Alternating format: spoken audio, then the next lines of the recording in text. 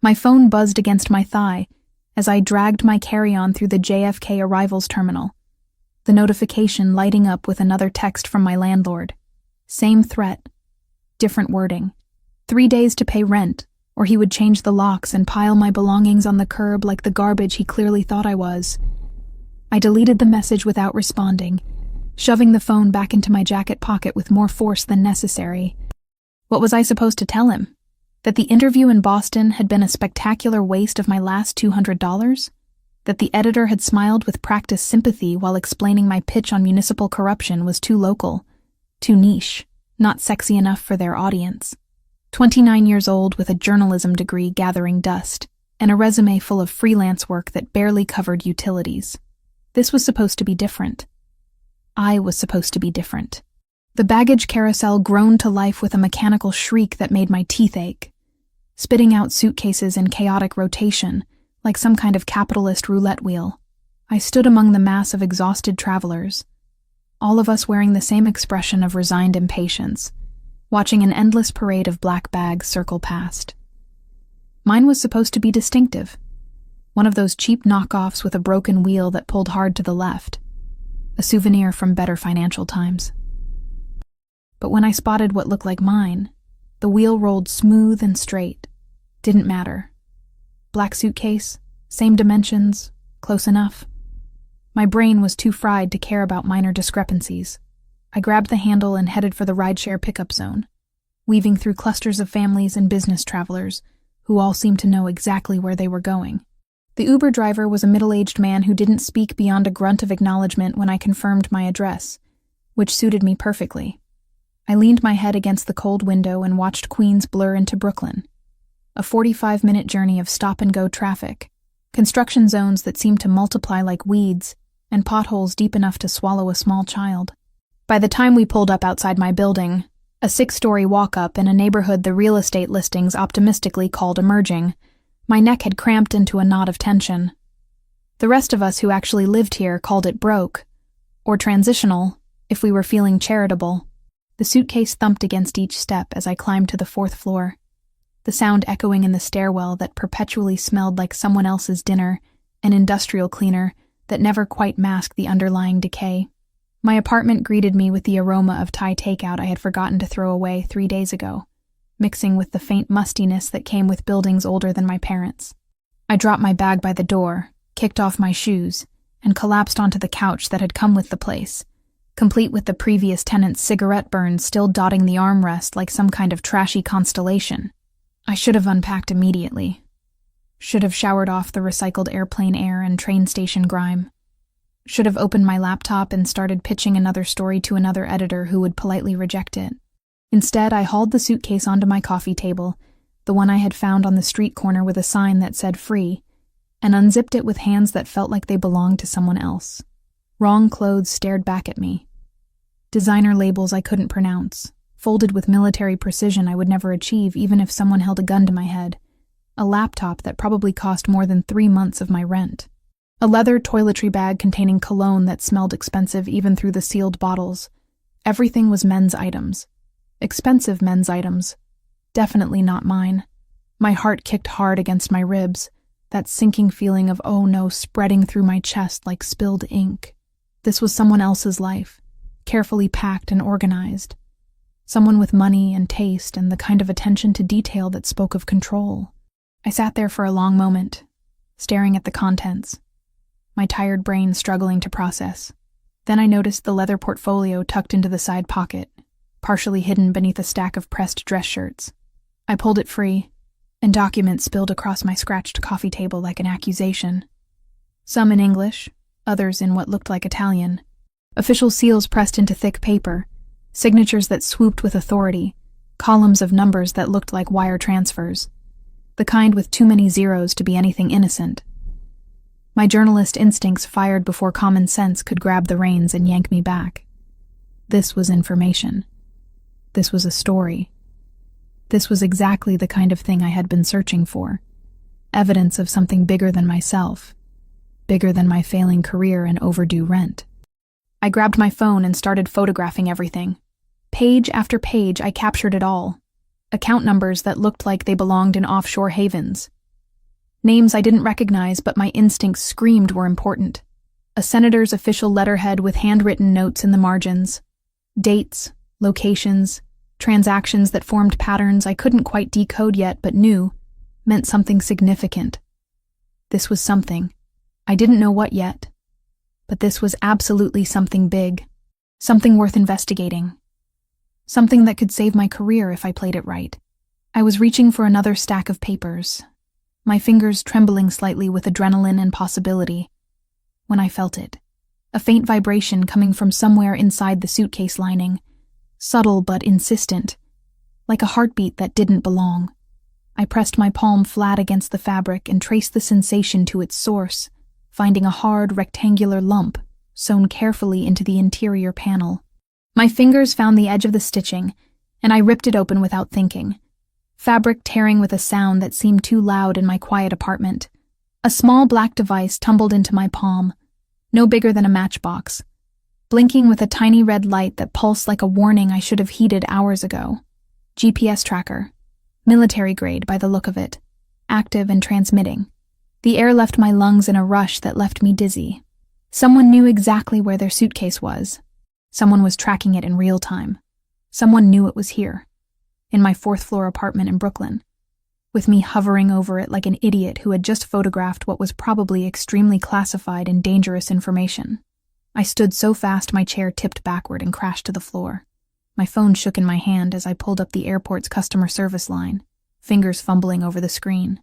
An automated voice answered, cheerful and unhelpful, offering me a menu of options that didn't include I accidentally stole someone's suitcase, and they're probably coming to kill me now. I stabbed at numbers, navigated through endless loops, got dumped into hold music that mocked my rising panic with its cheerful jazz melody. I hung up and tried again. Same automated voice, same useless menu, same hold music. It was 10 p.m. on a Tuesday night. Nobody was coming to help me. Nobody was even answering their phones.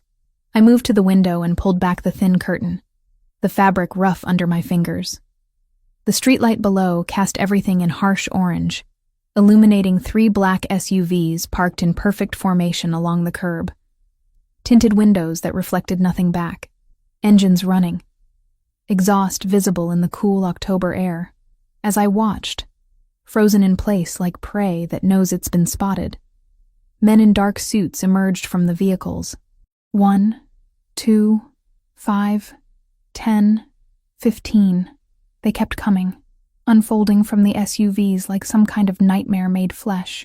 Earpieces, tailored jackets that didn't quite hide the bulk of shoulder holsters, moving with the kind of synchronized precision that spoke of training and purpose. They moved toward my building entrance like a small army. My hands wouldn't stop shaking as I backed away from the window, nearly tripping over my discarded shoes. The photos. Oh God, the photos. I had sent them to my cloud storage out of pure habit.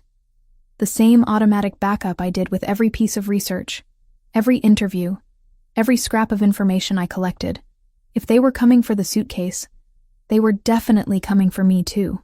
And if something happened to me, if these men decided I was a loose end that needed tying up, at least the information wouldn't disappear.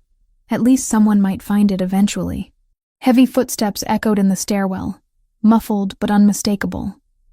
Multiple sets, climbing in perfect unison. Not the shuffling steps of tired residents returning home. These were purposeful.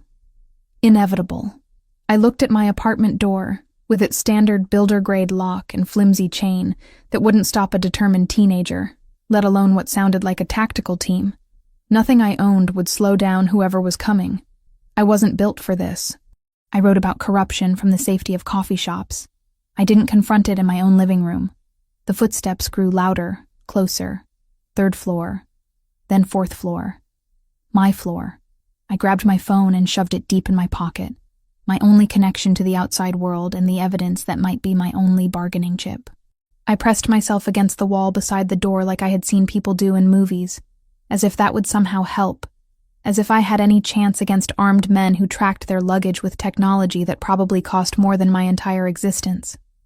The footsteps stopped outside my door. 3 sharp knocks. Not aggressive pounding or splintering wood.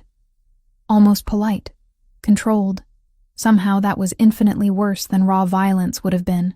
I held my breath, counting my heartbeats. Maybe if I stayed silent, they would think they had the wrong apartment. Maybe they would leave. Maybe this was all a terrible mistake. Another knock. Harder this time, rattling the frame. Then a voice cut through the door, low and controlled, with an accent that turned vowels into something dangerous and made my name sound like a verdict. Miss Williams. I know you're inside. I'm here for what belongs to me. I didn't move. Didn't breathe. Didn't blink. I'm not interested in hurting you, the voice continued. And somehow I didn't believe him, even though his tone remained perfectly reasonable. But I will have a conversation with you, one way or another. You can open the door, or my men will open it for you. I think we both know which option is preferable. My voice came out smaller than I intended, barely more than a whisper. Who are you? Silence stretched for 3 heartbeats. Then, almost amused. The man whose suitcase you took from the airport. Now, open the door. I moved to the peephole on legs that felt disconnected from my body. One man stood directly in front of my door. Tall, maybe 6'2", wearing a charcoal suit that probably cost more than my entire wardrobe, including the shoes I never wore. Dark hair slicked back with precision. Sharp jawline with a faint scar running along the edge. The kind that spoke of violence survived. Ice blue eyes that seemed to look straight through the door and into me, cataloging every fear, every weakness. Behind him, I counted at least 15 other men lining the narrow hallway, all armed, all watching the door with the patience of predators who knew their prey had nowhere to run. My landlord was going to lose his absolute mind over this. If I survived long enough to care about noise complaints. I reached for the chain with shaking fingers, unhooked it, turned the deadbolt that suddenly seemed pathetically inadequate, opened the door exactly 6 inches. The man didn't force it wider, just stood there, studying me with those cold, calculating eyes that missed nothing. Up close, he was even more imposing.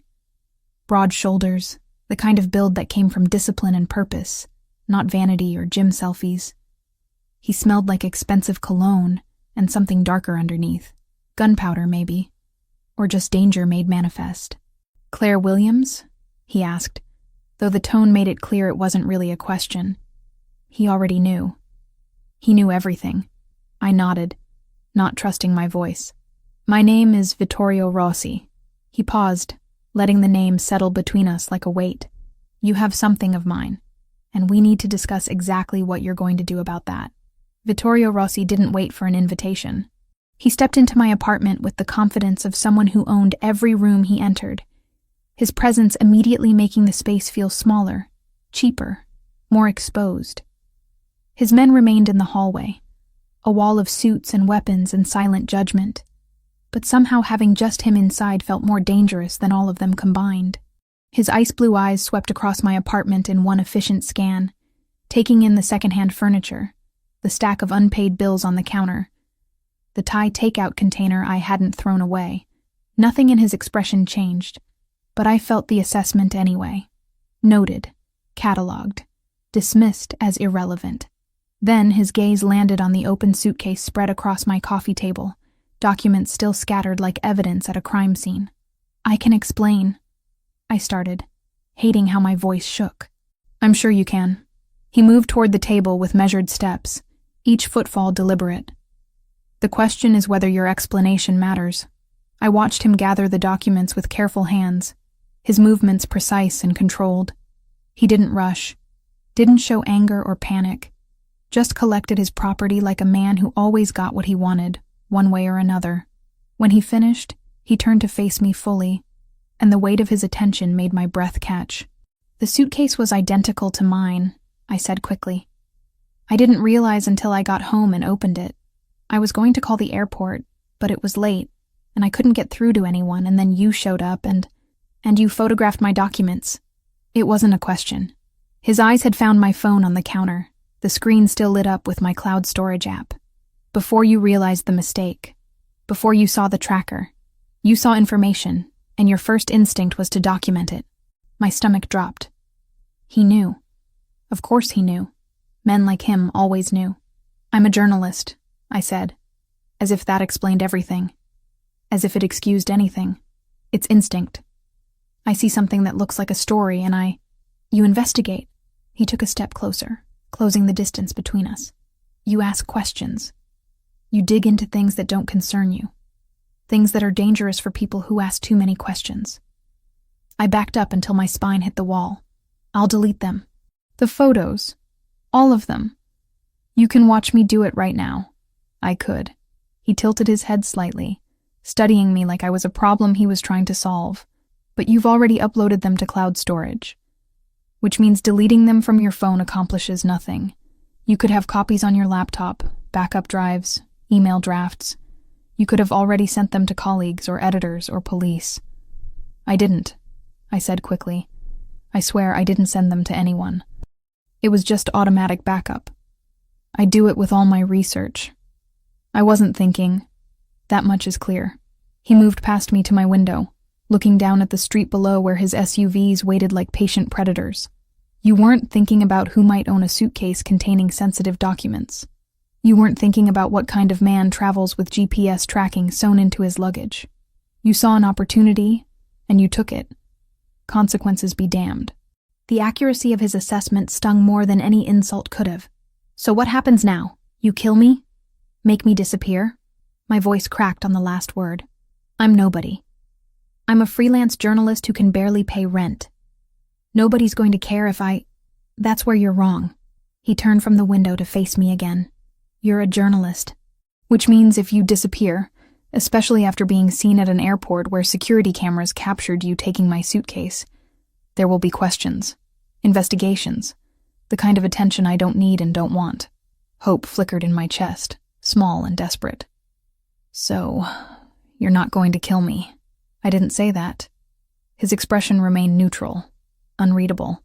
I said it would be inconvenient. There's a difference. The hope died as quickly as it had sparked. He pulled out his phone, the device looking small in his large hand, and made a call. The conversation was brief, conducted in rapid Italian that I couldn't follow. When he finished, he returned his attention to me. My men are retrieving your actual suitcase from the airport. They'll bring it here. In the meantime, you and I are going to establish some ground rules. Ground rules, I repeated numbly. You have information I can't allow to be public. Information that could destroy carefully constructed arrangements, endanger lives, start wars. He said it matter-of-factly, like he was discussing the weather. I need to know that information stays contained, which means I need leverage over you. You have 15 armed men in my hallway, I pointed out. Seems like plenty of leverage. Violence is crude, temporary. Fear fades, courage returns, people get stupid. He moved to my couch and sat down like he owned it. Like he owned everything in this apartment, including me. I prefer insurance policies that don't require constant maintenance. I stayed pressed against the wall, trying to make sense of his words through the adrenaline flooding my system. What kind of insurance? The kind where you understand that those photos, that information, that curiosity of yours, exists in a context you don't want to be part of. He gestured to the space beside him. Sit down, Miss Williams. You're making me nervous hovering there like a frightened animal. The absurdity of that statement, that I could make him nervous, almost made me laugh, but I crossed to the chair across from the couch instead, maintaining distance. I wasn't that stupid. Better. He leaned back, somehow making my cheap furniture look elegant. Now, tell me what you saw in those documents. What did you understand? Account numbers, I said carefully. Wire transfers. Some names I didn't recognize. A senator's letterhead. It looked like financial records. Maybe evidence of corruption or money laundering. I didn't have time to analyze it properly before I found the tracker. But you wanted to. His eyes never left my face. You wanted to dig deeper, to investigate, to expose whatever you thought you'd found. I couldn't deny it. That's my job. Or it's supposed to be. I investigate corruption. I write stories that hold powerful people accountable. Noble. The word dripped with something that might have been mockery, or might have been respect. And suicidal, depending on which powerful people you're attempting to hold accountable. Are you threatening me? I'm educating you. He pulled out his own phone again, tapped the screen a few times, then held it toward me. "Do you recognize this man?" The photo showed someone in an expensive suit, leaving what looked like a courthouse. Distinguished, gray-haired, the kind of face that appeared on campaign posters and news programs. "Senator Richardson," I said slowly. "He's on some committee for financial oversight or banking regulation or something." "Or something." Vittorio withdrew the phone. "He's also dirty. Has been for 15 years. Takes money from organizations that have no business anywhere near legitimate government. Uses his position to protect criminal enterprises in exchange for offshore accounts and political support." I blinked. "You're telling me this why?" "Because those documents you photographed prove it. Bank records, communications, transactions that connect him directly to people he should be arresting, not protecting." He paused. "They also connect him to people who would very much like to see me dead." The pieces started falling into place. "You're using evidence against him for something. Leverage or blackmail or protection," he corrected. "I'm in a business that requires careful balance. Enemies on all sides, always looking for weaknesses to exploit. Senator Richardson provides certain assurances. As long as I have proof of his corruption, he stays compliant. Keeps certain agencies from looking too closely at certain operations, mutually beneficial arrangement, until I photographed everything and potentially destroyed that arrangement," I finished. "Now you're understanding." He stood, moving to look out my window again. His phone buzzed and he answered it. Another brief conversation in Italian. When he hung up, his expression had shifted slightly, tension appearing in the line of his shoulders. "We have a complication." My stomach dropped. "What kind of complication?" "My men report that another organization was at the airport tonight, checking security footage, asking questions about the baggage carousel, specifically about our time frame." He turned to face me fully. "They know the suitcase was switched, which means they know someone else has access to those documents. They're looking for that someone." "Who are they?" "Competitors. Albanians who would very much like to eliminate my protection arrangements and take control of territory I currently hold." His jaw tightened. "They saw you on the cameras, Miss Williams. They have your face. And they will find you much faster than I found my suitcase." Terror washed through me in a cold wave. "What do they want?" "The documents. And to make sure no copies exist anywhere, which means eliminating anyone who's seen them." He said it clinically, without emotion. "That would be you." Oh God. My legs felt weak. Oh God, this isn't happening. It is happening, and it's happening quickly. His phone buzzed again. He glanced at the screen, and something that might have been satisfaction crossed his features. "Your suitcase is here. My men are bringing it up." I heard heavy footsteps in the hall, then a knock. Vittorio opened the door, and one of his men entered carrying my actual suitcase, the one with the broken wheel that pulled left. The man set it down, nodded once to Vittorio, and retreated back to the hallway. Vittorio closed the door behind him. The space felt suddenly intimate, dangerous, charged with something I couldn't name. "So now what?" I asked. "You have your suitcase, I have mine. We go our separate ways and pretend this never happened.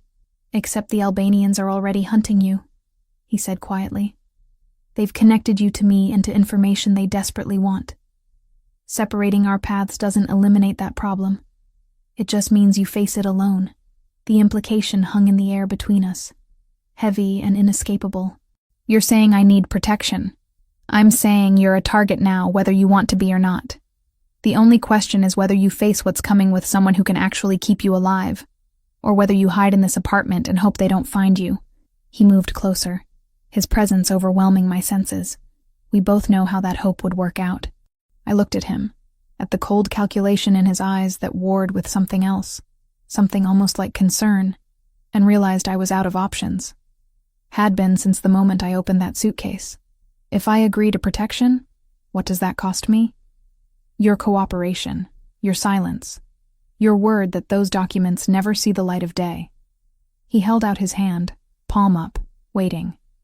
And your trust, at least temporarily, that keeping you alive serves my interests as much as yours. I stared at his outstretched hand. Strong fingers, a scar across the knuckles, calluses that spoke of violence lived and survived. Taking it meant stepping into a world I'd only ever written about from the outside, meant trusting a man I didn't know with a life I barely had control over. But the alternative was waiting here for men with worse intentions, and no reason to keep me breathing. I placed my hand in his. His grip was warm, firm, absolute. "Good choice, Miss Williams," Vittorio said softly. "Now pack a bag. We're leaving." I threw clothes into my duffel bag without thinking, grabbing whatever was closest. Jeans, shirts, underwear that had seen better days. My hands shook so badly I dropped my toothbrush twice before managing to zip the toiletry case. This was insane. I was packing to leave with a man I'd met 20 minutes ago, a man who traveled with armed escorts and GPS-tracked luggage and talked about territorial wars like other people discuss traffic. Vittorio stood by the window, phone pressed to his ear, speaking in low Italian that sounded like commands. His men had retreated slightly down the hallway, but I could still feel their presence. A constant reminder that normal life had ended the moment I grabbed the wrong suitcase. "How long will I need to be gone?" I asked, shoving my laptop into the bag. "As long as it takes to neutralize the threat." He ended his call and turned to face me. "A few days, maybe longer. I have work. Deadlines. Not that they pay much, but I can't just disappear." "You can, and you will." His tone left no room for argument. "Unless you'd prefer to stay here and see how long it takes the Albanians to find you. I estimate 6 hours. Maybe less if they're motivated." I zipped the bag closed with more force than necessary. "You know, your reassurance skills could use some work." Something that might have been amusement flickered across his face. There and gone so quickly I might have imagined it. "I prefer honesty over comfort. Comfort gets people killed." "Fantastic life philosophy," I muttered, slinging the bag over my shoulder. He moved to the door, opened it slightly, and spoke to one of his men in Italian. The man nodded and disappeared down the stairs. Vittorio returned his attention to me. "My car is being brought to the back entrance. We'll exit through the basement service door. Less exposure. You've done this before." It wasn't a question. "Moving valuable assets from dangerous situations?" He held my gaze. "More times than I can count." The word asset sat wrong in my chest, but I didn't have time to examine why. We moved into the hallway where his men waited, silent and efficient. They formed a loose perimeter around us as we descended the stairs, their eyes constantly scanning, hands near weapons I tried not to look at directly. The basement smelled like mildew and old concrete, lit by a single flickering bulb that cast everything in sickly yellow. Vittorio's hand found the small of my back, guiding me toward a door I'd never noticed in the 3 years I'd lived here. One of his men pushed it open, checked the alley beyond, then nodded. We stepped out into October night air that cut through my jacket. A black SUV idled near the dumpsters, exhaust visible in the cold. The same man who'd brought my suitcase opened the back door, and Vittorio gestured for me to enter first. The interior smelled like leather, and that expensive cologne Vittorio wore. I slid across the seat and he followed, the door closing with a heavy thunk that felt final. 2 of his men climbed into the front. The driver pulled out of the alley smoothly. No squealing tires or dramatic acceleration, just steady movement through Brooklyn streets that looked different through tinted windows. "Where are we going?" I asked, watching my neighborhood disappear behind us. "Hamptons. I have a property there that's secure." Vittorio was already on his phone again, typing something with quick, precise movements. "It'll take about 3 hours with current traffic patterns." 3 hours trapped in a car with a man whose last name I'd learned less than an hour ago. Perfect. I leaned my head against the window and tried to process the reality of my situation. This morning I'd been worried about rent. Now I was fleeing from Albanian mobsters with a man who probably wasn't much better. We'd been driving for maybe 20 minutes when I heard it. A dull boom that rattled the windows, distant but unmistakable. I twisted in my seat to look back through the rear window. An orange glow lit up the skyline behind us, roughly where my building would be, growing brighter, spreading. "What the hell was that?" I whispered. Vittorio had already turned to look, his jaw tightening. Explosion. Ground level or just above from the size of it. He barked something in Italian to the driver, then placed a call. The conversation was sharp, urgent. Questions fired faster than answers could form. My apartment. That was my apartment building. That orange glow was my home. My neighbors. Everything I owned that I hadn't shoved into this duffel bag. They hit my building. My voice came out hollow, disconnected from my body. They actually blew up my building. Not the building. Your floor specifically, or near it. Vittorio's voice was clinical, analyzing. They wanted to eliminate you and any evidence you might have had. Files, computers, backup drives. Burn it all. There are other people in that building. Families, kids. My hands clenched into fists. They could have killed. That's not their concern. He ended his call and turned to face me fully. My men are reporting that emergency services are responding. The explosion was contained to your floor and the one below. There will be injuries, probably fatalities, but it could have been worse. Could have been worse. As if that made it acceptable. As if people weren't bleeding or dying or losing everything because I'd taken the wrong suitcase from an airport carousel. This is my fault, I said quietly. If you hadn't, they would have found another excuse. Vittorio's hand moved as if to touch my shoulder, then stopped. These people don't need justification for violence. They need targets and opportunities. You became both the moment you took that suitcase, but the violence itself? That's who they are. I wanted to argue, to push back against the absolution he was offering, but my brain couldn't form coherent thoughts. I just stared out the window at highway lights blurring past, while my old life burned behind me. The drive stretched into silence, broken only by Vittorio's periodic phone calls, each one clipped and efficient. He was coordinating something, moving pieces on a board I couldn't see. Occasionally he would relay information in English, probably for my benefit. The explosion had been a targeted strike, using a device planted in my apartment during the day, before I'd even returned from Boston. The Albanians had been planning this the moment they discovered the suitcase switch. His men were tracking their movements now, mapping their safe houses and operating patterns. War was coming. I'd just thrown the first match without even knowing it. We crossed into Long Island, leaving the city lights behind for stretches of darkness interrupted by occasional towns. The further we drove, the more my shock transformed into something harder, sharper. Anger, maybe. Or determination. My building was destroyed. My neighbors were hurt. All because I'd been collateral damage in someone else's battle. Tell me about them, I said suddenly, breaking the silence. The Albanians. What do they want? Vittorio studied me for a long moment before answering. Territory. Money. Power. The usual motivations. He paused. They've been trying to move into areas my organization controls for the past year. Distribution routes, protection contracts, political connections. Every attempt has failed because I have resources they don't. Insurance. Leverage. The documents, I said. Among other things. He shifted slightly, his arm resting along the back of the seat. They know I have proof of Senator Richardson's corruption. They know that proof keeps him compliant, keeps law enforcement at a distance. If they could eliminate that insurance and expose the senator themselves, they'd remove my protection while gaining their own. So those documents are worth killing for. Those documents are worth starting a war for. He said it like it was obvious, like I should have understood this from the beginning. Which is why you having copies, even accidentally, made you the most dangerous person in New York tonight. I turned to face him fully, studying his profile in the dim light from passing street lamps. Sharp features, that scar along his jaw, the kind of face that belonged to old Italian paintings of warriors and kings. You could have killed me, destroyed my phone, wiped my cloud storage, made me disappear. It would have been simpler. Simpler isn't always better. His ice blue eyes found mine. You're a journalist, Miss Williams. You ask questions. You investigate.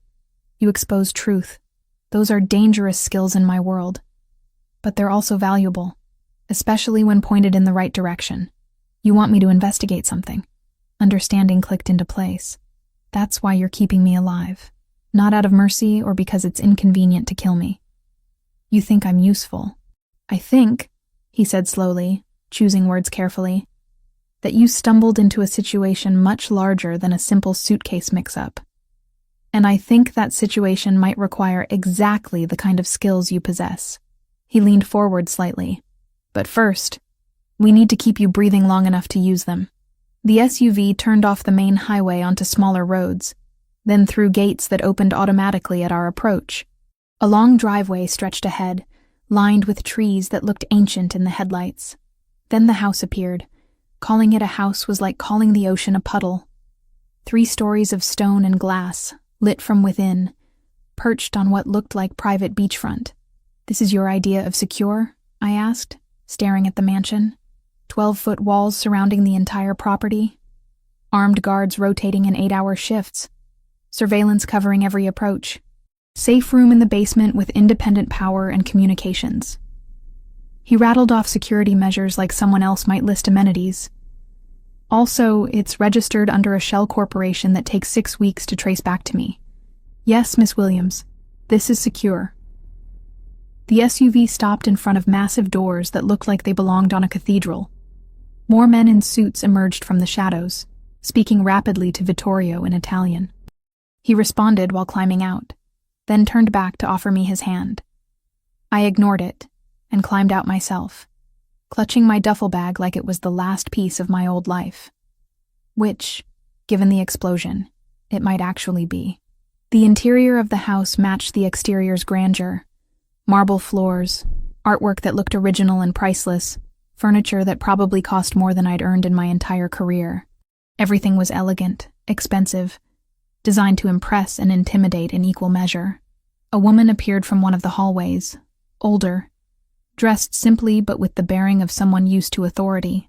She spoke to Vittorio in Italian, gesturing toward the upper floors. He nodded and turned to me. "Lucia will show you to a guest room. There's a bathroom attached, everything you should need. Try to get some rest." He was already moving toward what looked like an office, phone back at his ear, slipping into his role like armor. Wait, I didn't know what I wanted to say, just that the thought of being alone in this massive house made my chest tight. "What happens tomorrow?"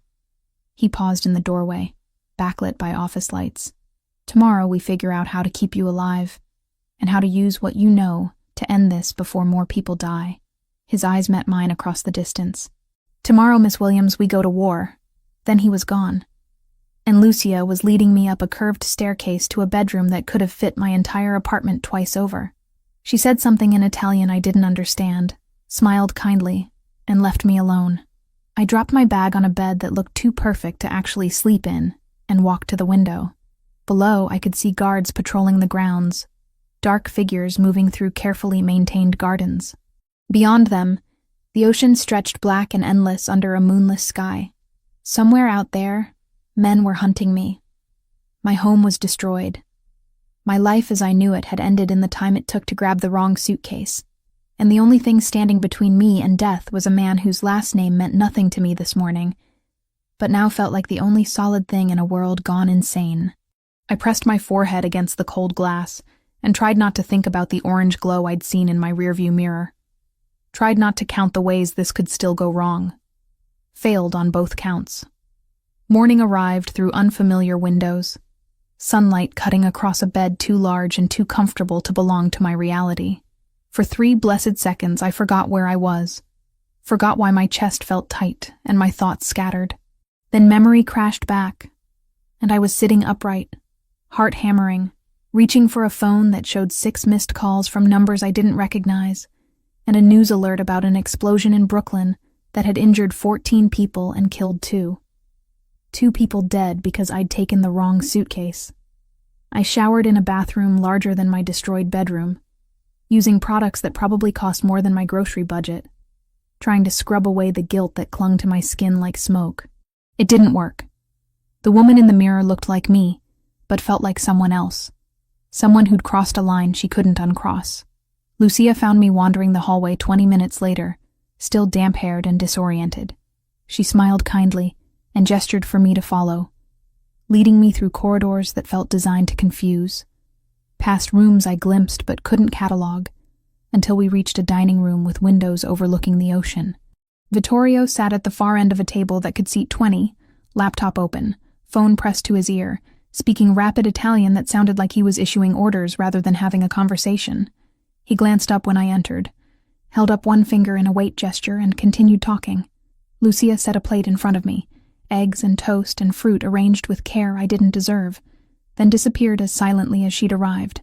I picked at the food while Vittorio finished his call. He looked different in morning light, less like a figure from a nightmare, and more like a man who simply happened to be very good at dangerous things. His suit was different from last night, but equally perfect. His hair still precisely styled despite the early hour. Only the faint shadows under his eyes suggested he'd slept as poorly as I had. "You should eat," he said, closing his laptop. "It's going to be a long day. 2 people are dead." I set down my fork. "Because of me. Because of the Albanians," he corrected. "You didn't plant that explosive. You didn't make the choice to kill civilians to send a message. They did. Semantics." I pushed the plate away. "If I hadn't taken your suitcase, then they would have found another excuse to escalate." He stood and moved to pour coffee from a carafe I hadn't noticed. "This war was coming regardless. You just happened to be the catalyst.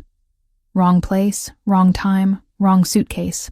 He set a cup in front of me, the coffee dark and strong. Exactly what I needed. "That's supposed to make me feel better? It's supposed to make you understand the reality you're operating in now." He sat down closer to me than the massive table required. "Guilt is useless here. Productive anger, however, is valuable." I took a long drink of coffee, letting the heat burn away some of the numbness. "You want to use my anger. I want to use your skills." He opened his laptop again, turned it so I could see the screen. Documents filled the display. The same ones I'd photographed last night, plus others I hadn't seen. "You're a journalist who investigates corruption. Well, here's more corruption than you could expose in a lifetime. Senator Richardson is just the surface." I found myself leaning forward despite my better judgment, eyes scanning the information. Account numbers, shell corporations, transactions spanning years. Names I recognized from news reports, faces I'd seen on television. Evidence of a network that went deeper than I'd imagined. "Why are you showing me this?" I asked carefully. "Because the Albanians don't just want these documents to eliminate my leverage. They want them to take Richardson's place in the arrangement." Vittorio zoomed in on a specific transaction chain. "They've been building their own insurance policy, gathering their own evidence, planning to expose the senator publicly while offering themselves as alternative partners to the people he was protecting.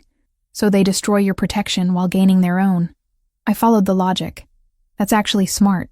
It's brilliant." He didn't sound upset about it, just analytical, which is why it can't succeed. I looked up from the screen to find him watching me. Those ice-blue eyes measuring, calculating. "What do you need from me?" "Your expertise, your journalist's eye for patterns and connections." He pulled up another file, this one showing a map with locations marked. "I need to know how they're building their case, where the vulnerabilities are, how to dismantle their strategy before they can execute it. You want me to investigate them." Understanding settled cold in my stomach. "To use my skills to help you win a mob war. I want you to survive." He closed the laptop. "And survival means ending this threat permanently. You can't go back to your old life, Miss Williams. That apartment is gone. Those neighbors know your face from news reports about the explosion. The Albanians know who you are and what you've seen. Your only path forward is through this situation, not around it." The truth of his words sat heavy in my chest. "So I help you, or I spend the rest of my life running. Or you help me, and you get something valuable in return." He leaned back in his chair. "A story. The biggest expose on political corruption you'll ever write. Evidence that could bring down not just a senator, but an entire network of corrupt officials. Your name on the byline, your career resurrected, your credibility established beyond question." It was tempting. God, it was tempting. Everything I'd wanted, everything I'd been chasing with my failed pitches and rejected articles, handed to me on a silver platter soaked in blood. "And all I have to do is help you destroy your enemies first," I said. "All you have to do is tell me what you see in these files that I might be missing." He opened the laptop again. "I know numbers and operations. You know stories and how to tell them. Different perspectives, Miss Williams. That's all I'm asking for." We worked through the morning, Vittorio bringing up documents while I analyzed them with fresh eyes. He was right. I did see things he missed. Patterns in the transactions that suggested money laundering schemes more sophisticated than simple wire transfers. Names that connected to journalists and media outlets, potential plants for when the Albanians wanted to leak their own evidence. A timeline that indicated they were planning something big within the next 2 weeks. "They're moving fast," I said, pointing to a series of dates. "Whatever their endgame is, it's coming soon. They want to strike before you can reinforce your position." Vittorio's jaw tightened. "Which means we have less time than I thought." Lunch came and went. More food I barely tasted while we dug deeper into the files.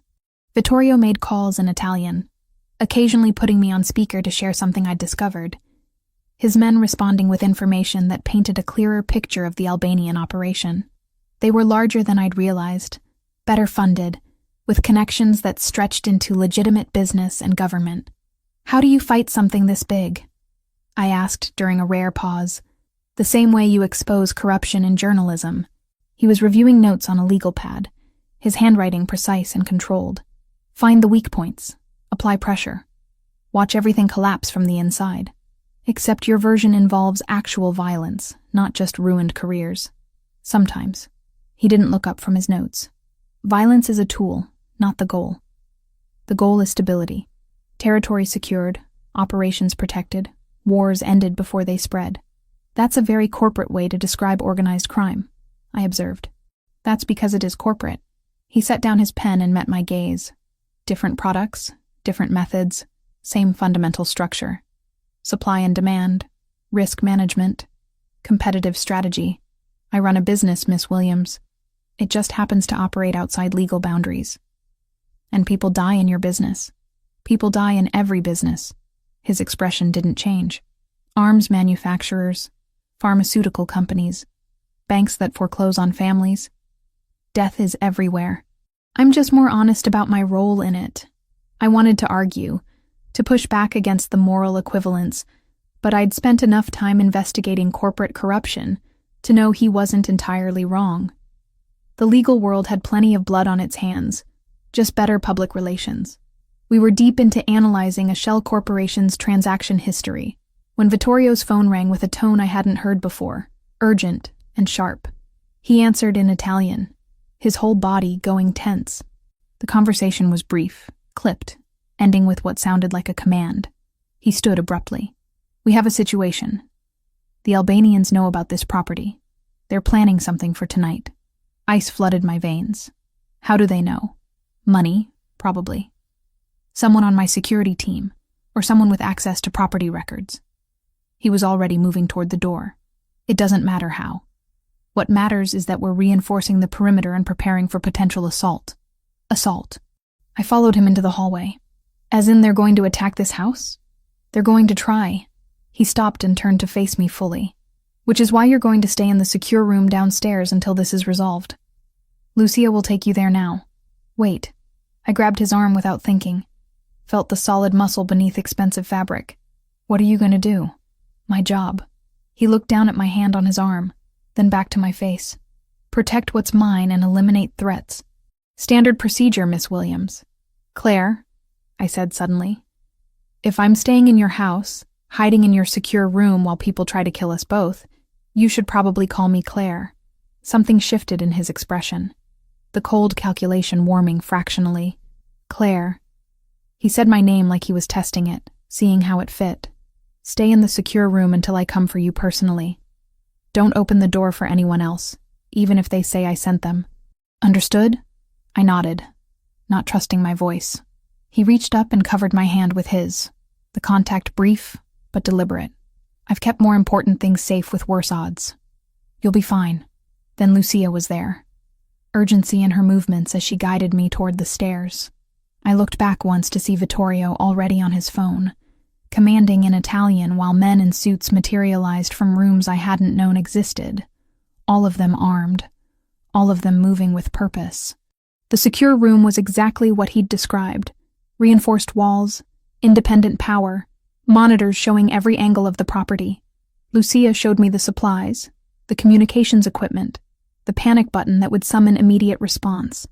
Then she squeezed my shoulder with surprising gentleness and left, the heavy door sealing behind her with a sound like a vault closing. I sat on the cot provided and watched the monitors as Vittorio's men took positions around the property. Watched as he stood in what looked like a command center, coordinating with calm efficiency, watched as the sun began setting over the ocean, turning everything gold and red like the world was already burning, and I waited for the war to come find us. 3 days passed without attack. 3 days of waiting in luxury that felt increasingly like a cage, no matter how gilded.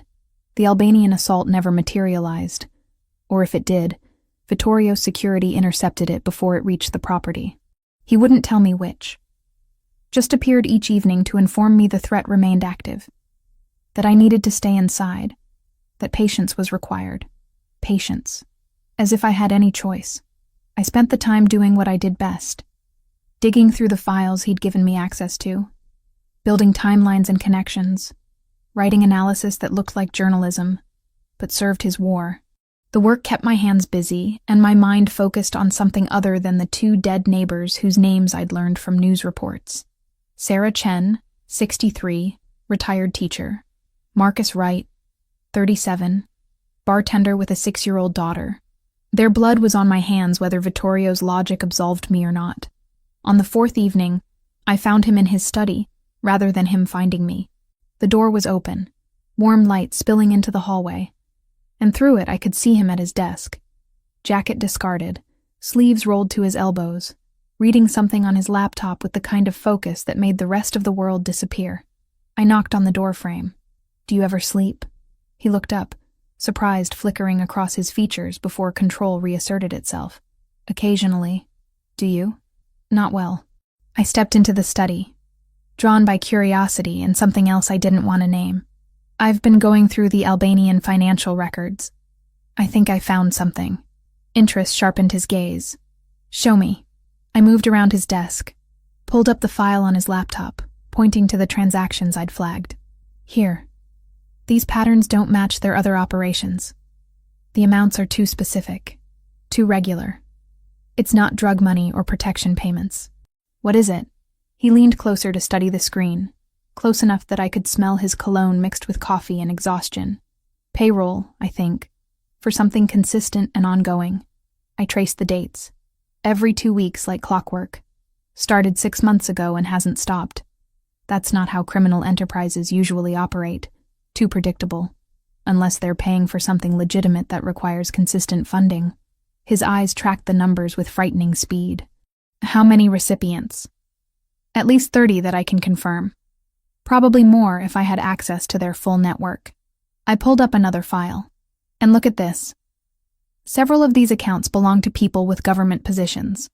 Low-level clerks, administrative assistants, but all of them work in offices that handle sensitive information." Understanding dawned across his face. They've embedded people. Not corrupting existing officials, but placing their own. A slow infiltration rather than a quick takeover. I felt the familiar thrill of uncovering something hidden. It's smarter than what Richardson was doing. Instead of compromising people in power, they're creating a network from the ground up. Vittorio sat back in his chair, fingers steepled against his lips. This changes everything. If they have people inside the infrastructure, they don't need to expose Richardson to gain protection. They can simply wait until their network is strong enough and eliminate all of us simultaneously. How long until that happens? Months. Maybe a year. He was already calculating, planning. But it means the immediate threat might be lower than we thought. They're playing a longer game. Relief and frustration warred in my chest. "So I can leave? Go back to some version of normal? Where would you go?" His question was gentle but merciless. "Your apartment is destroyed. Your neighbors know your face from every news report about the explosion. The Albanians might be playing long-term strategy, but they won't forget you exist. And even if they did, you've seen everything in these files. You know too much to ever truly be safe." I moved to the window, staring out at ocean darkness that offered no answers. "So what then? I stay here forever? Hide in your mansion while you fight wars I helped start? You didn't start anything." I heard him stand, felt him move closer. "But you're right that staying here isn't sustainable. You need purpose beyond analyzing my documents. You need a life. Can't have much of a life when I'm a target." My reflection in the glass looked hollow, unfamiliar. "Then we eliminate the target." His reflection appeared beside mine. We use what you've discovered to dismantle their operation before it becomes unstoppable. We expose the network you found, burn their people out of government positions, destroy their long-term strategy. I turned to face him. And how exactly do we do that? The same way you wanted to expose Richardson. Something shifted in his expression. Calculation mixing with what might have been respect. You write the story. Everything you've discovered. Every connection you've mapped. Every piece of evidence I can provide. You publish it through legitimate channels, destroy them with truth instead of violence. Hope flickered dangerously in my chest. You said I could never publish anything from these files, that the information had to stay buried. I said you couldn't publish information that destroyed my leverage over Richardson. He moved closer. Close enough that I had to tilt my head back to maintain eye contact. But this Albanian network is separate. Exposing it hurts them without touching my arrangements. In fact, it strengthens my position by eliminating future competition. So you'd let me publish? I searched his face for deception. Actually, let me do my job? Under specific conditions. He held up a hand, counting off fingers. First, nothing that compromises Richardson or my existing operations. Second, you submit the article to me for review before publication. Third, your byline goes on a story that makes you famous, but keeps my name out of it entirely.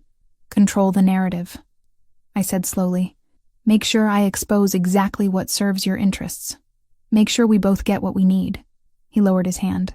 You get the career-defining story you've been chasing. I get a competing organization destroyed without firing a shot. Mutually beneficial, Claire. It was manipulation. Obviously, transparently manipulation. But it was also exactly what I wanted, what I'd been working toward my entire career. A story that mattered. Evidence that couldn't be denied. My name attached to something that would change things. Even if the reasons behind it were anything but pure. What if I say no? I asked. What if I decide I don't want to be your weapon? Then you stay here under protection until I find another solution to the Albanian problem. No threat in his tone. Just statement of fact. You'd be safe, comfortable, but ultimately useless. I don't think that's what you want. He was right, and we both knew it. Useless was worse than compromised. Hiding was worse than fighting, even if the fight served someone else's agenda. If I do this, I said carefully, I write it my way. No censorship beyond protecting your operations. No forcing me to lie or distort facts. The story has to be real, has to be true, or it's worthless. Agreed. He extended his hand. You write truth. I ensure that truth serves us both. Partnership, not puppetry. I looked at his outstretched hand, strong and scarred and steady.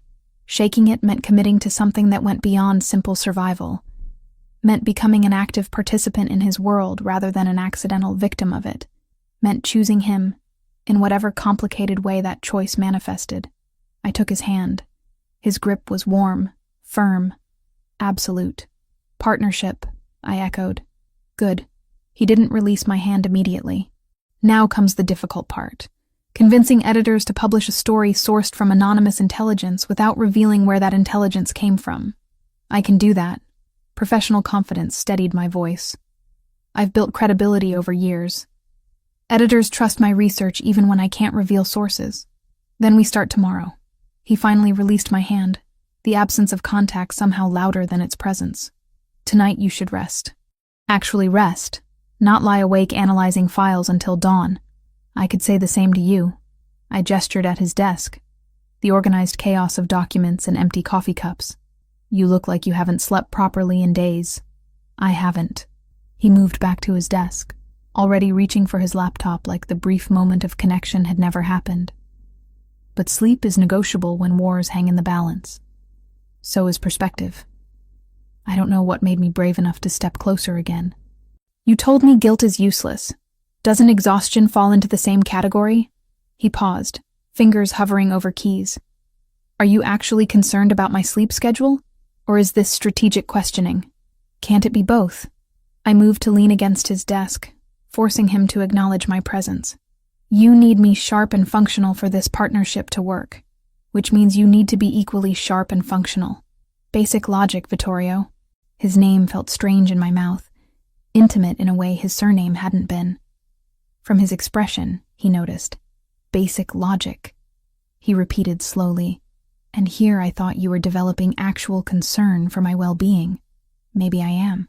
The admission surprised me as much as it seemed to surprise him. "You've kept me alive when it would have been easier to eliminate me. You're offering me a way forward instead of just protection. That deserves something more than cold pragmatism in return." Silence stretched between us, heavy with things neither of us knew how to articulate. He looked at me like he was solving an equation that kept changing variables. Like I was a problem he couldn't quite categorize. "You're dangerous," he said finally, quietly. "Not because of what you know or what you can expose. Because you make me consider things beyond strategy and survival." My heart kicked against my ribs. Is that bad? I don't know yet. He stood, closing the distance between us, until I had to tilt my head back to maintain eye contact. In my world, anything that makes you vulnerable is usually fatal, but you're already making me rethink rules I've followed for years. What rules? The question came out breathier than intended.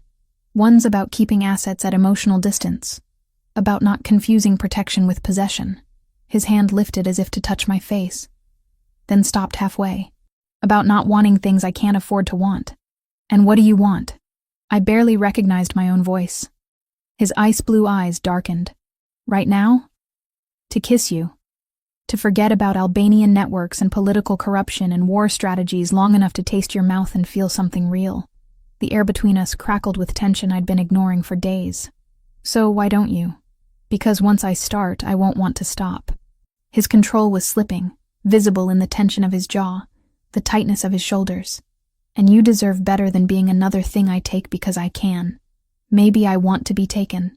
The words escaped before wisdom could stop them. "Maybe I'm tired of being protected and analyzed and kept at arm's length like I'm something fragile." "You are something fragile." But his hand finally moved, fingers tracing my jawline with devastating gentleness. "You're also something fierce and brilliant and so far outside my usual experience I don't have protocols for handling you." "Then stop handling me." I leaned into his touch. "And just be with me. No strategy, no protocols, no thinking 5 moves ahead." His thumb brushed across my lower lip. "You're asking me to abandon everything that's kept me alive this long. I'm asking you to trust that maybe, for once, being vulnerable won't kill you." I reached up to cover his hand with mine. "Or maybe I'm asking you to trust me." "Same thing, really." He kissed me. Finally, inevitably, like gravity had been pulling us toward this moment since he'd stood in my apartment doorway with ice in his eyes and violence at his back. His mouth was fierce and hungry, tasting like coffee and something darker. Something that felt like need he'd been denying too long. I kissed him back with equal hunger, fingers threading through his precisely styled hair, messing it up in ways that felt like small victories. He pulled me flush against him, and I went willingly, desperately, needing the contact like I needed air. When we finally broke apart, both breathing hard, his forehead rested against mine. "This complicates everything," he said. "I know." I smiled despite myself, "But I don't think I care." "You should." But he kissed me again anyway. Softer this time, like he was memorizing the taste. "We both should. Probably." I pulled back just enough to meet his gaze. "But we won't. Because complicated is apparently where we both live now." Something that might have been a laugh escaped him. "You truly are dangerous, Claire Williams." "Good." I kissed the corner of his mouth. "Someone needs to keep you on your toes." He held me there against his desk, in his study, in his mansion that was both sanctuary and prison. And for the first time since grabbing the wrong suitcase, I felt like something other than a victim or an asset. I felt like a person, complicated, confused, possibly making terrible decisions, but undeniably, recklessly alive, even if I wasn't sure either of us would survive whatever came next. The next week passed in a strange rhythm of domesticity and dread.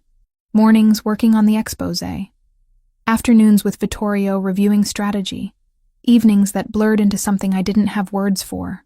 We didn't talk about what had happened in his study, didn't analyze or define or put labels on the way his hand found mine during meetings, or the way I'd started appearing at his door when nightmares woke me at 3 a.m., We just existed in the space between professional partnership and something infinitely more complicated. I was writing in the library, 8th draft of the opening paragraph, when Vittorio appeared in the doorway with an expression I'd learned meant trouble, not immediate danger, but the kind of problem that required rapid adjustment. "The Albanians know about the article," he said without preamble. "One of their embedded contacts intercepted communication between you and your editor." My stomach dropped. "How much do they know? Enough to understand what you're planning to expose? Enough to want you dead before publication." He moved into the room, tension visible in his shoulders. "They're accelerating their timeline, planning to hit this location within the next 48 hours with enough force to overwhelm our security." I saved my document with shaking hands. "How many?" "Intelligence suggests 30 to 40 men. Well-armed, well-coordinated." He was already on his phone, texting rapid commands. "More than we can repel without significant casualties." "So we leave." I stood, mind already cataloging what I'd need to pack. Find another location they don't know about. They'll find the next one too. They have resources and motivation. He looked up from his phone, ice blue eyes meeting mine with something that might have been regret. "Running just delays the inevitable. At some point, we have to end this. End it how?" But I already knew. Had known since the first night, really. This was always going to come down to violence. "I draw them here. Let them think they have the advantage." His voice was calm, clinical. The voice of a man who'd planned battles before. "We fortify our position, prepare for siege warfare, and eliminate their leadership when they commit to the assault. You're talking about a war, an actual battle on your property." I moved closer, needing to see his face clearly. "People are going to die. Yes. No hesitation, no false comfort. Theirs, if we execute properly. Possibly some of mine. That's the cost of ending this permanently rather than running forever." I thought of Sarah Chen and Marcus Wright, of the orange glow in my rearview mirror, of every consequence that had spiraled from one wrong suitcase. And me? Where do I fit in your battle plan? "Secure room, same as before." His hand found my shoulder, grip firm and grounding. "You stay locked down until it's over. No negotiation on this, Claire. You're the target they want most, which makes you the one person who absolutely cannot be exposed during the assault. I'm also the person who started this. The guilt I'd been managing threatened to surface. I should at least... You should stay alive."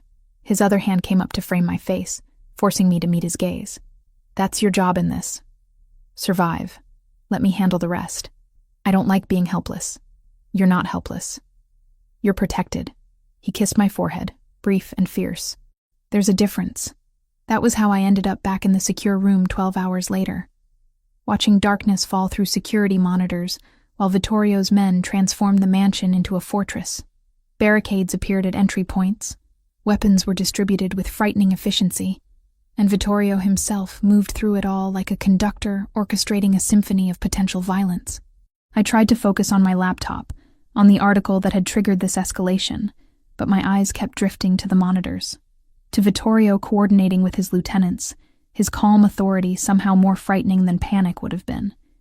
This was a man who'd done this before, who knew exactly how to prepare for people trying to kill him, who might die tonight protecting me and the information I'd uncovered. Lucia brought dinner at 8, soup and bread I couldn't taste. She squeezed my hand and said something in Italian that sounded like prayer before sealing me back inside. The vault door closed with that same terrible finality, and I was alone with my thoughts, and too many screens showing too many angles of a property about to become a battlefield. The attack came at midnight. No warning, no preliminary shots, just sudden explosive force that rocked the entire building. The East Wing security feed went static, replaced by orange glow that looked sickeningly familiar. They'd started with bombs, softening defenses before the main assault. Gunfire erupted across multiple monitors simultaneously. Muzzle flashes in the darkness, shadows moving with purpose through gardens I'd walked through yesterday. The Albanians came in 3 waves, overwhelming force designed to breach the perimeter through sheer numbers. Vittorio's men held position with practiced discipline, returning fire from fortified positions, forcing the attackers to advance through killing zones. I watched men fall on both sides, dark shapes that stopped moving, and had to remind myself to breathe through the horror. This was real. This was happening because of me. On the central monitor showing the main command center, I could see Vittorio directing the defense, phone pressed to his ear while studying tactical displays. His suit jacket was gone, sleeves rolled up, gun visible in a shoulder holster he hadn't been wearing earlier. He looked dangerous in ways that should have terrified me, but instead made my chest tight with something that felt dangerously close to fear of losing him. The second explosion took out the west perimeter wall, and suddenly there were men flooding onto the property from multiple angles. Too many, too coordinated, pushing past outer defenses with calculated aggression. Vittorio barked orders I couldn't hear, and his men adjusted positions, falling back to secondary defensive lines. They were being overrun. Despite preparation, despite fortification, despite everything, there were simply too many attackers. I watched Vittorio grab his own weapon and move toward the main entry hall, watched him take position with his men rather than directing from relative safety. He was fighting alongside them, protecting his home and his people and me with his own hands. The monitor showing the secure room hallway flickered with movement. 3 Albanian fighters had breached interior defenses, moving toward my location with clear purpose. They knew where I was, knew exactly where the secure room sat. My heart hammered against my ribs as they reached the vault door. One pulled out what looked like cutting equipment, industrial grade, designed for exactly this kind of barrier. The door that was supposed to keep me safe suddenly felt like a tomb. On another monitor, I saw Vittorio notice the interior breach, saw him break from his position and run toward the basement stairs, shouting into his phone. 2 of his men followed, but they were dealing with their own attackers, couldn't provide immediate support. He was coming for me, through a battlefield, through people trying to kill him. He was coming because I was down here and in danger. The cutting equipment sparked against the vault door, white-hot and relentless, maybe 2 minutes before they breached. Maybe less. Vittorio appeared on the hallway monitor, coming around the corner at a dead run.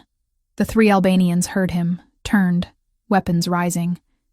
He didn't slow down, just fired twice with precision that spoke of training. I hadn't fully understood until this moment. 2 men dropped. The third returned fire, and Vittorio dove behind a support column, pinned down 10 feet from my door, while the 3rd Albanian continued working on the cutting equipment. I couldn't do nothing. Couldn't sit here watching while he fought alone.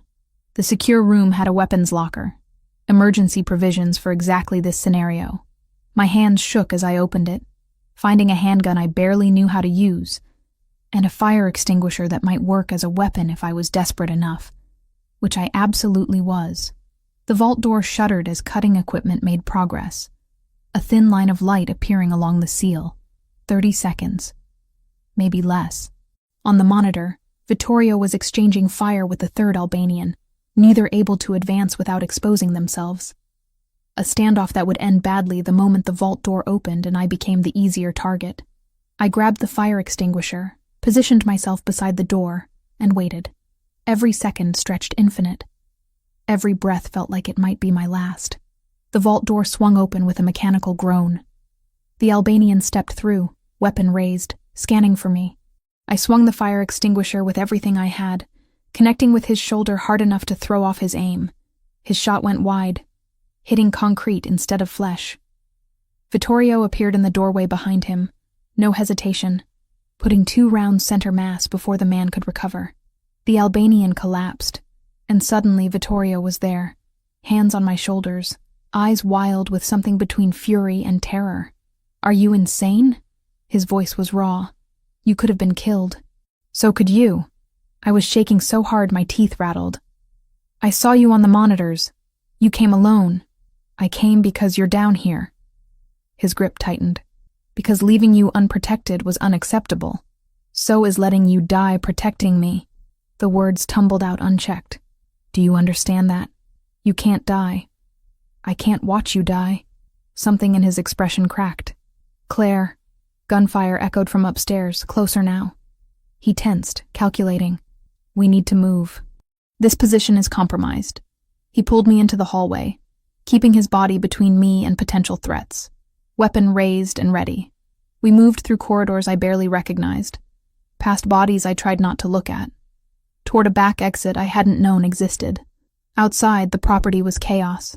Fires burning, men still fighting in pockets across the grounds, the sharp crack of gunfire mixing with shouted commands in multiple languages. Vittorio guided me toward the tree line where 2 of his men waited with a vehicle. "Get her to the secondary location," he ordered in English, probably for my benefit. "Don't stop. Don't deviate. Don't trust anyone. Wait." I grabbed his arm. "You're not coming? I need to finish this." He looked back at the mansion, at the battle still raging. "My men are still fighting. I won't abandon them." "Then I'm not leaving either." I held my ground despite the terror screaming at me to run. "We're partners, remember? That means we don't abandon each other. Partners don't require the other to watch them die." He cupped my face with his free hand, the one not holding a gun. "Please, Claire. Let me end this knowing you're safe. That's the only thing that makes this worth it." I wanted to argue, to fight, to refuse to be protected while he walked back into danger. But I also understood what he was asking. Trust. The same trust I demanded from him in his study. "You come back to me," I said fiercely. "However this ends, you come back. That's the deal." He kissed me, hard and desperate, and tasting like smoke and fear. Deal. Then he was pushing me toward the vehicle, toward his men who pulled me inside despite my protests.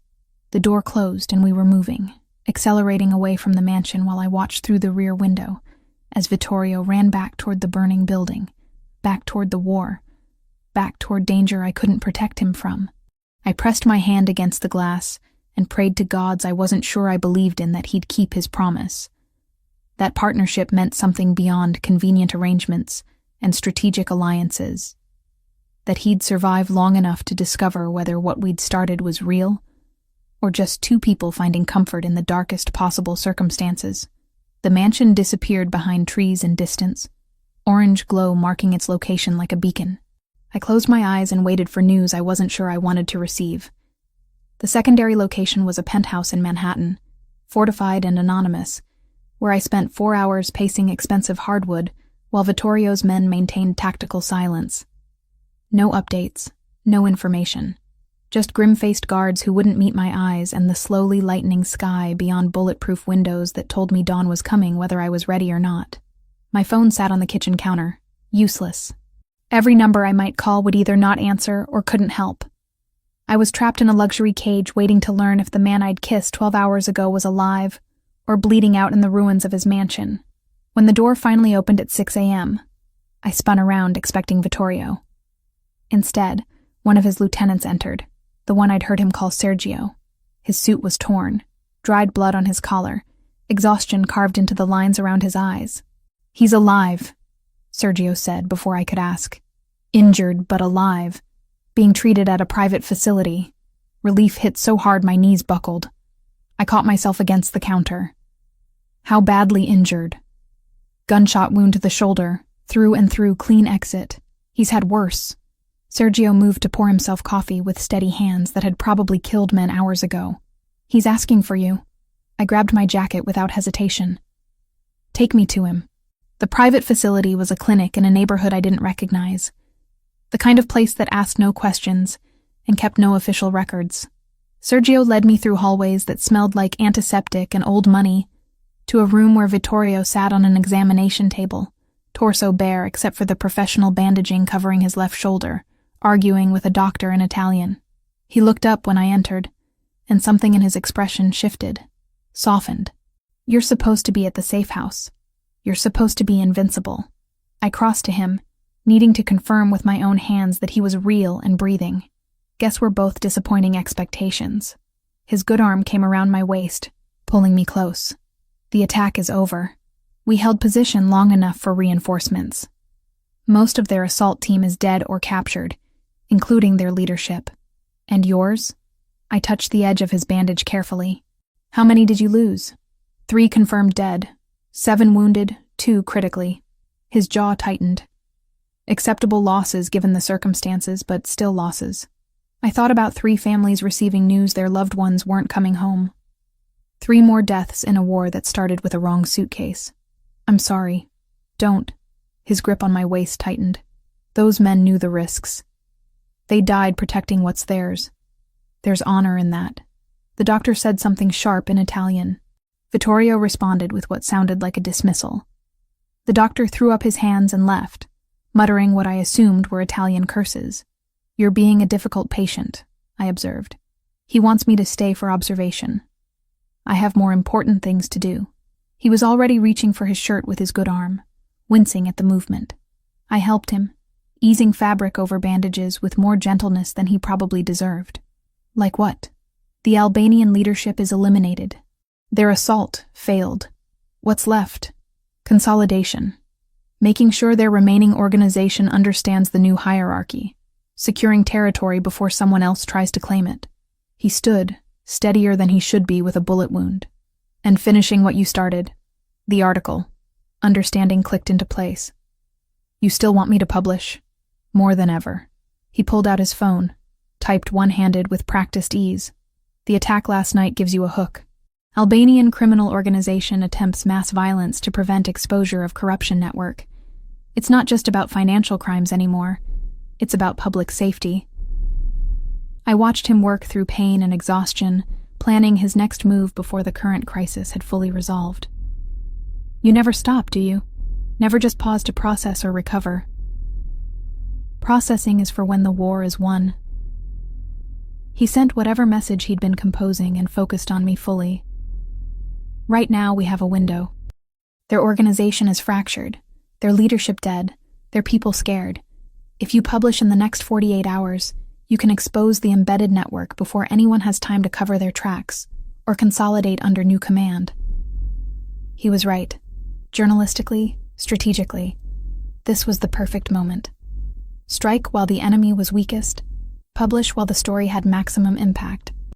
But the calculation of it, the immediate pivot from life-or-death combat to media strategy, felt inhuman. "You were almost killed 6 hours ago," I said quietly. "Doesn't that warrant even a moment of just being human?" Something flickered across his face. "Being human gets people killed. Being strategic keeps them alive." He moved closer, his good hand coming up to cup my cheek. "I learned that when my father died, because he trusted the wrong person, let emotion override judgment. I won't make his mistake." The pain beneath his words was old and deep. What happened to him? A supposed ally invited him to negotiate territory disputes. My father went alone, believing in honor among thieves. His thumb traced my cheekbone. They executed him and sent me photographs to make sure I understood what trust costs. I covered his hand with mine. "How old were you?" 22, old enough to inherit his organization. Young enough to make 1,000 mistakes learning how to run it. His eyes were distant, looking at memories I couldn't see. I swore I'd never let emotion compromise my judgment again. Never trust based on feeling rather than evidence. Never value anything more than survival. And yet you came back for me last night. I held his gaze. Alone, through a battlefield, despite tactical wisdom saying I was acceptable collateral damage. "You're not collateral damage." The words came out fierce, almost angry. "You're—" He stopped, jaw working like he was fighting against something he couldn't quite articulate. "I'm what?" I pressed. "Important." He said it like the admission cost him something. "To the plan, to the strategy, to exposing the Albanians. You're important." "Just to the plan?" I moved closer, until we were almost touching, because it felt like more than strategic value when you kissed me in that hallway, when you told me to stay safe so you could focus on fighting. His forehead dropped to rest against mine. "You're terrifying, you know that? You make me want things I gave up wanting years ago. Makes me forget that everyone I've ever cared about ended up dead or betrayed. I'm not going to betray you." I said it like a vow. "And I'm not planning on dying. We're partners, remember? That means we figure this out together, even the parts that don't make sense." His voice was rough. "Even when partnership looks suspiciously like something neither of us should want. Especially then." I kissed him softly, carefully, mindful of his injury. "Now stop trying to distract me with emotional revelations, and let's finish what we started." That pulled something close to a laugh from him. Using my own tactics against me. Learning from the best. I stepped back, shifting into professional mode because he needed me functional, not melting into feelings we didn't have time to process. Show me what you have on the embedded network. Everything you can prove without compromising your own operations. I'll write it in a way that destroys them while keeping you invisible. We spent the next 6 hours at the penthouse, Vittorio providing documents while I transformed raw intelligence into journalism that would survive editorial scrutiny. Names, positions, transactions, evidence of systemic infiltration spanning months. I wrote it clean and factual, letting the evidence speak for itself, building a case that would demolish careers and trigger investigations. My editor at the Times responded to my pitch within an hour. This is explosive. Source credibility? Multiple anonymous intelligence sources, corroborated documentation, verified through independent channels. I typed back, using the standard language for exactly this situation. Everything is documented and provable. The usual protection for confidential sources applies. When can you have the full article? 24 hours. It needs to run immediately. Time sensitive for reasons I can't disclose. A pause, then. I trust you, Claire. Send it when it's ready. We'll fast track for tomorrow's edition. I showed Vittorio the exchange. He nodded approval. Good. Now finish it. I finished it at 3 a.m. 12,000 words documenting a conspiracy that would end careers and possibly start criminal prosecutions. Vittorio read it twice, suggesting only minor redactions that protected his specific operations, while leaving the Albanian network fully exposed. This will work, he said finally.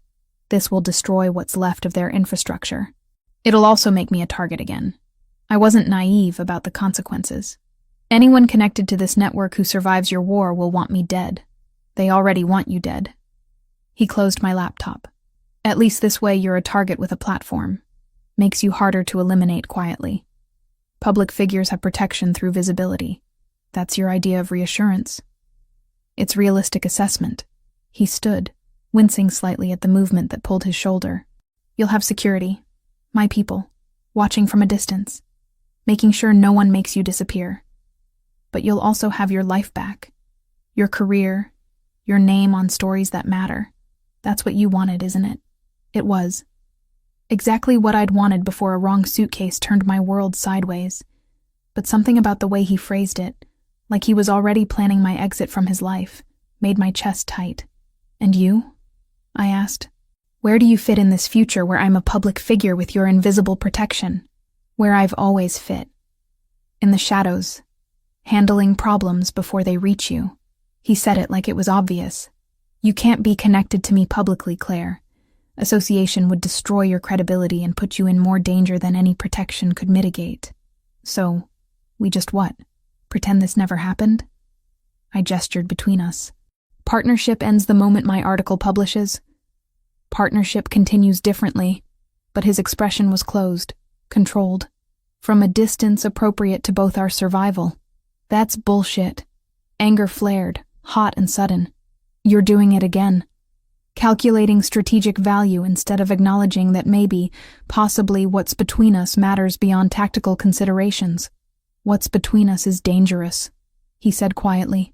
For both of us. You make me vulnerable in ways I can't afford, and I make you a target in ways you shouldn't have to live with. So you're protecting me by pushing me away. I stood, needing to match his height, his presence, making decisions for both of us based on your damage and your rules. Based on reality. His control was cracking. I've seen what happens to people I care about. They become leverage, become targets, become collateral damage in wars they never asked to fight. I won't do that to you.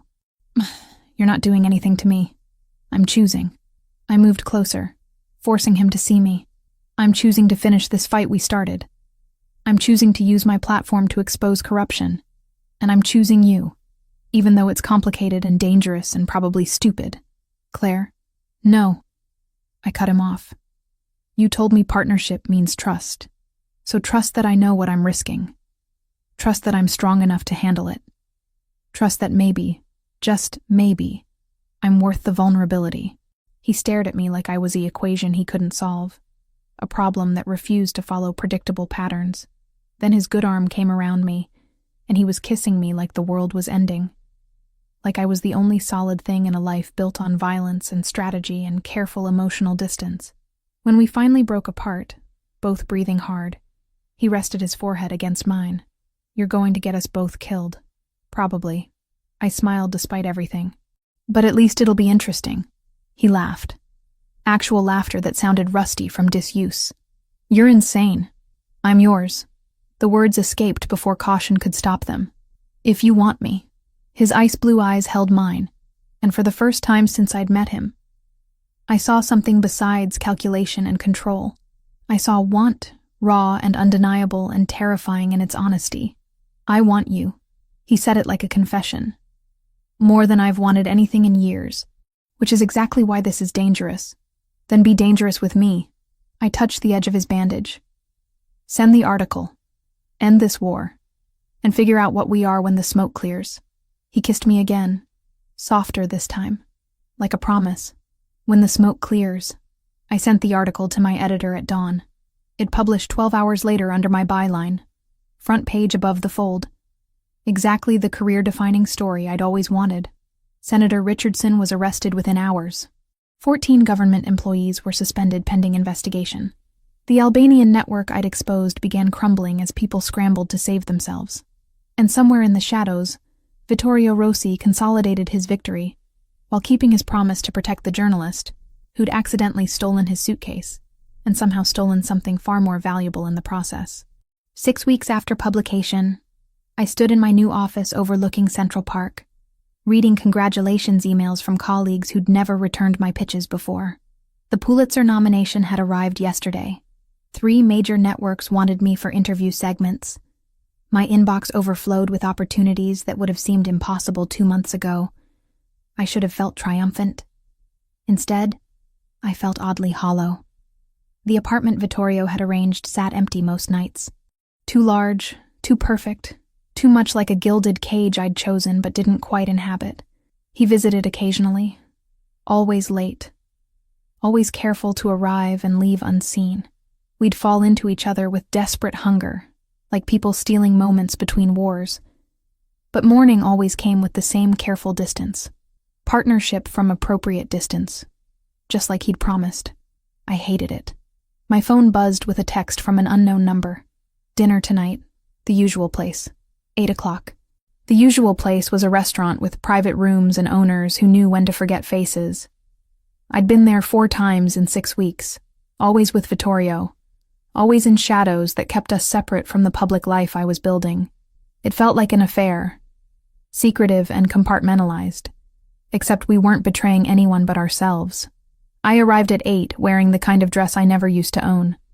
Designer label courtesy of money I'd never asked for, but that appeared anyway. Vittorio's way of providing without acknowledging he was doing it.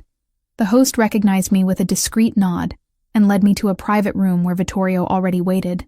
He looked good, better than he had 6 weeks ago, with a bullet wound and exhaustion carved into his features.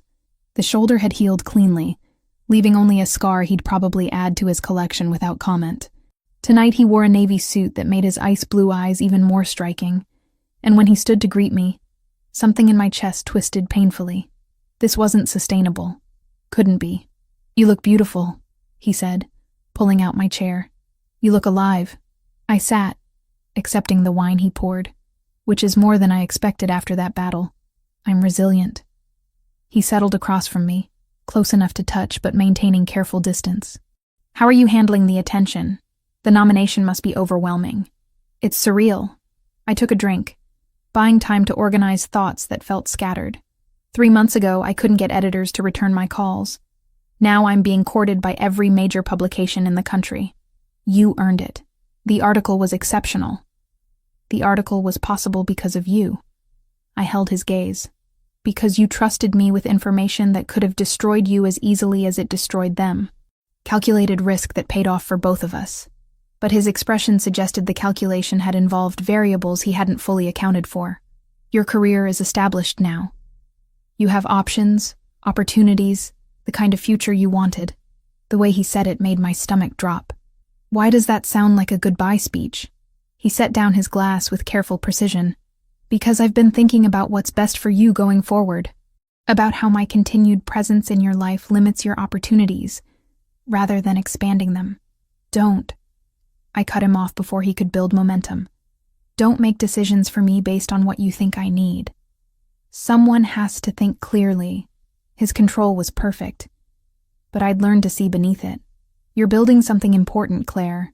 A reputation, a platform, actual influence. Association with me jeopardizes all of that, so you're protecting me again. Anger flared hot and familiar, pushing me away from my own good without asking what I actually want. What you want isn't always what's best for you. He leaned forward slightly. You're 29 years old with your entire career ahead of you. I'm 34 with more blood on my hands than I can count, and enemies that multiply faster than I can eliminate them. This isn't sustainable. You keep saying that word. Sustainable. I set down my own glass before I threw it. Like we're a business arrangement that needs quarterly review, instead of two people who actually care about each other. Caring isn't enough. His voice was quiet but firm. Caring doesn't stop bullets or prevent investigations or protect you from the reality of what I am. I know what you are. I leaned forward to match his posture. I've known since you showed up at my apartment with 20 armed men. I'm not naive, Vittorio. I'm not some innocent you need to shield from harsh truth. I'm a journalist who's investigated organized crime for years. I understand exactly who you are and what you do.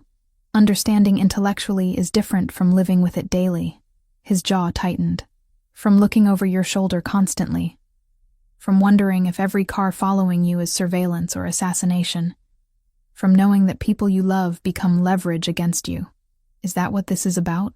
Understanding clicked into place. You're scared. Not of what might happen to you, but what might happen to me because of you. I've seen it before. The admission came rough. People I cared about targeted because someone wanted leverage over me. My father. 2 of my closest friends. A woman I thought I might build something with before she was kidnapped and murdered to send me a message. His eyes were distant. Haunted. I won't watch that happen to you. The pain beneath his words was raw and real. So instead, you'll just push me away preemptively. Protect me by making sure I never matter enough to be used against you. Yes. No hesitation. No apology. Because that's the only thing that keeps you safe in the long term. I stood, needing movement to channel the emotions threatening to overwhelm strategic thinking. What if I don't want to be safe? What if I want to choose the dangerous option because it means actually living instead of just surviving? Then you're thinking with emotion instead of logic. He stood as well, following me to the window overlooking the city. And emotion gets people killed. So does isolation. I turned to face him. So does cutting yourself off from anything meaningful because you're terrified of losing it. You told me your father died because he trusted the wrong person. Let emotion override judgment. But maybe the real lesson isn't to never trust anyone. Maybe it's to trust the right person and fight like hell to protect them. I am protecting you. His hands found my shoulders. By keeping distance between us before it's too late. It's already too late. I met his ice blue gaze without flinching. We passed too late weeks ago. Probably passed it in my apartment when you could have killed me, but offered protection instead. Definitely passed it in your study when you kissed me like I was worth the vulnerability you've spent years avoiding. His grip tightened. Claire, I love you. The words escaped before caution could stop them. Raw and honest and terrifying. I'm in love with you. Which is possibly the stupidest thing I've ever admitted considering who we are and how we met. But it's true. And pushing me away doesn't change that. It just makes us both miserable while pretending it's noble. Silence stretched between us. Heavy with everything he wasn't saying. His hand stayed on my shoulders. Grip firm like he was afraid I'd disappear if he let go. This is a mistake, he said finally. Everything about this is a mistake. Probably. I moved closer, until we were almost touching. So make the mistake with me. Stop calculating odds and just be here, with me, figuring out how to make this work, instead of why it can't. I don't know how to do that. The admission sounded like it cost him. I don't know how to be with someone without the walls I've built to survive. Then we learned together. I reached up to touch his face, feeling the tension in his jaw. We figure it out the same way we figured out everything else. Partnership, remember? Trust that I'm strong enough for this. Trust that what we have is worth the risk. His eyes closed briefly. war visible in the lines of his face. When they opened again, something had shifted. Not surrender exactly, but acceptance. If I do this, if I let you in completely, you need to understand there's no going back. My world doesn't offer exit strategies or trial periods. You're either in or you're out. And choosing in means accepting everything that comes with it. I'm already in. I said it like a vow. I chose that when I grabbed your hand in my apartment instead of running. When I published your secrets knowing it made me a target. When I fell in love with a man who terrifies me and protects me in equal measure. I'm in, Vittorio. Question is whether you're brave enough to let me stay. He kissed me then, fierce and desperate and tasting like surrender he'd been fighting for weeks. His arms came around me and I went willingly, needing the contact like oxygen. This wasn't the careful, controlled kisses we'd shared in shadows. This was raw and honest and accepting, finally, that what we'd started couldn't be contained in careful compartments. When we broke apart, both breathing hard, his forehead rested against mine. This is insane. Welcome to my life since the airport. I smiled despite everything. We match now. Something that might have been laughter escaped him. You're going to be the death of me, or the saving of you. I pulled back just enough to meet his gaze. Either way, we're doing it together. 3 months later, I moved into the rebuilt mansion in the Hamptons. Not as a protected asset or temporary guest, but as someone who belonged there. My office overlooked the ocean, filled with awards and articles and evidence of a career that somehow thrived, despite my association with a man the world only knew as a shadow. Vittorio's men accepted me with the same calm professionalism they applied to everything, calling me Miss Williams with respect that felt earned rather than obligatory. Lucia fussed over me like I was family, teaching me Italian phrases and smiling knowingly when Vittorio appeared at unexpected hours just to see me. The work continued. I wrote exposés on corruption that Vittorio's intelligence network uncovered, stories that demolished careers and triggered investigations, while keeping their source carefully invisible. We became a team in ways that extended beyond personal relationship into something operationally seamless. My journalism provided cover for his operations, while his resources made my investigations possible. It shouldn't have worked. Probably violated a dozen ethical guidelines I'd once considered sacred. But in the space between law and justice, between what was legal and what was right, we found a way to matter. I was at my desk editing an article about police corruption when Vittorio appeared in the doorway, holding something familiar. A black suitcase, identical to the one I'd grabbed from JFK months ago. "What's this?" I asked, even though I already knew. "New assignment." He set the suitcase on my desk, ice blue eyes glinting with something that might have been amusement. Files on a trafficking network operating through the Port Authority. Documentation, witness testimonies. Enough evidence to bring down a dozen connected operations. I opened the suitcase, finding exactly what he'd described. Then I looked up at him, at the man who'd walked into my life through violence and chaos, and somehow became the most solid thing in it. You know, this is probably how we started. Wrong suitcase, dangerous information, people trying to kill us. I remember. He moved behind my chair, hands finding my shoulders. The difference is this time you grabbed the right suitcase, the one meant specifically for you. No accidents, no coincidences, just partnership. I leaned back into his touch, already analyzing the files with journalists' eyes that had learned to see patterns others missed. And when this story triggers another war, then we fight it together. His grip tightened slightly, grounding and possessive in equal measure. Like we fight everything now. I pulled his hand to my lips, kissed scarred knuckles that had protected me more times than I could count. Together. Outside my window, the ocean stretched endless and dark under afternoon sun. Somewhere in the city, corrupt officials were conducting business they thought was invisible. Somewhere in the shadows, Vittorio's network was documenting their crimes, building cases that I would transform into journalism that couldn't be ignored. We'd become something that shouldn't exist. A partnership between journalist and criminal, between light and shadow, between exposure and protection. But in a world where the law often protected the corrupt and punished the powerless, maybe that was exactly what was needed. Someone willing to operate in the spaces between, to use every tool available regardless of their origin, to fight for justice even when it meant compromising purity. I opened my laptop and started writing, Vittorio reading over my shoulder, both of us engaged in the strange dance we'd perfected over months of learning each other. My words, his intelligence, our combined determination to burn down systems that deserved burning. Starting with the wrong suitcase had led me here, to a life I never imagined, with a man I shouldn't want, doing work that existed in moral gray spaces I'd once thought were indefensible. But looking at the evidence spread before me, at the opportunity to expose trafficking networks that destroyed lives, at the man whose presence behind me felt like home despite every logical reason it shouldn't, I couldn't bring myself to regret a single moment. Not the terror of that first night, not the explosion that killed my neighbors, not the war that taught me what violence actually looked like when it wasn't sanitized for headlines. All of it had led here, to purpose and partnership, and a love that made no sense but somehow worked anyway. I started typing, and Vittorio's hand found mine, and together we began dismantling another network of corruption that thought itself untouchable. Wrong suitcase, right destination.